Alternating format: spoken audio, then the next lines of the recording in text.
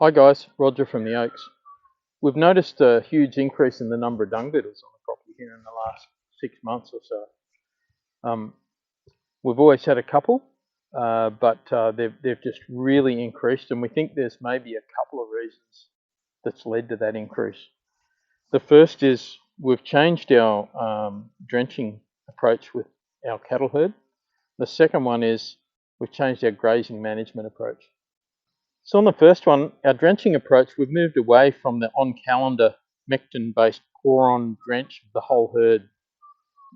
Instead of doing that, we've moved to doing sampling and sending it off to a lab and getting an egg count test done. They give you recommendations, and then you can either treat specific animals or you can treat specific parasites. And it's a lot more targeted and has a lot less broad spectrum effect. The reason we looked into that was we've seen some research done by a girl called Briony Sands at University of Vermont, who looked into dung beetles, mectin drench, a percentage of different types of dung beetles. Her research showed that 90% of that mectin drench can be active in the dung when it hits the ground, and you could just imagine that's having a huge impact. I mean, that is a treatment for broad spectrum parasites. The second thing we've changed is our grazing approach, and we've moved more towards a managed grazing approach where we've got larger numbers of cattle in a smaller area for a shorter period of time, and then we move them on.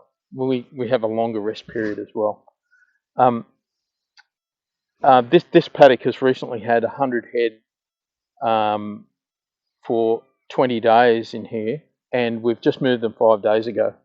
And if you walk around in this paddock, there is virtually no dung left on the ground at all. It's all buried.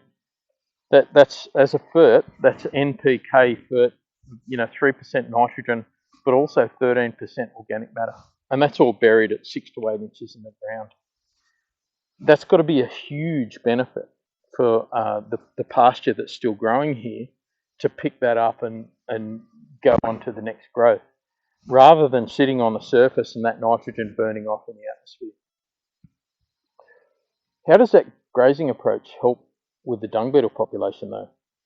I think what's happening is because you've got so many animals together in the one spot, the volume of dung is just huge. All of the dung beetles, I think, are in that 5% of the property where the cattle are at that particular time. So they've got access to a massive supply of dung, and it's all fresh. And then when we move them, they just get to fly across into the next paddock where they've got another massive supply of dung, and they basically just follow those cattle around. So I think it gives those beetles the opportunity to always be in the right place at the right time. And I think the combination of the clean dung with no drench residue in it, and always being in that great situation with heaps of supply, has led to that population increase.